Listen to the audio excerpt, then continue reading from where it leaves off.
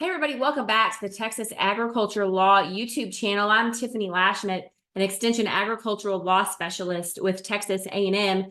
This week on our Texas Agriculture Law blog, we're discussing a new reporting requirement for many farm and ranch operations that have set up business entities. Specifically, we're talking about the Corporate Transparency Act.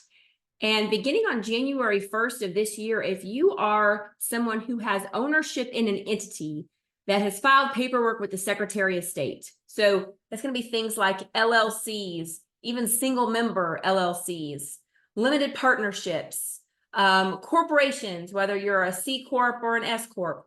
If you have an ownership interest in any of those types of organizations, you are now going to be required to file a document identifying beneficial owners with a federal agency known as FinCEN. That's the Financial Crimes Enforcement Network.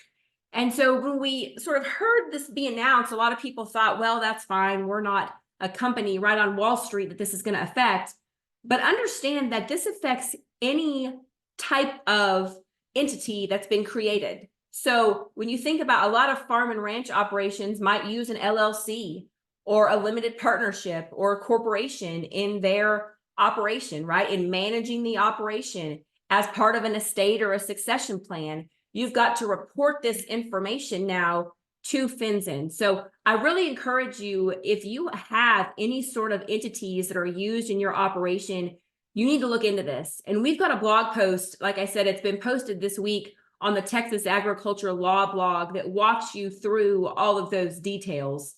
The filing, if you are an entity that was created before January 1st, you've actually got the whole year to get this in order. So your filing has to be done by January 1 of 2025.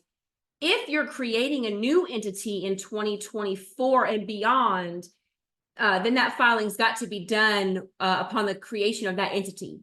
For entities created in 2024, you have 90 days to get those reports filed.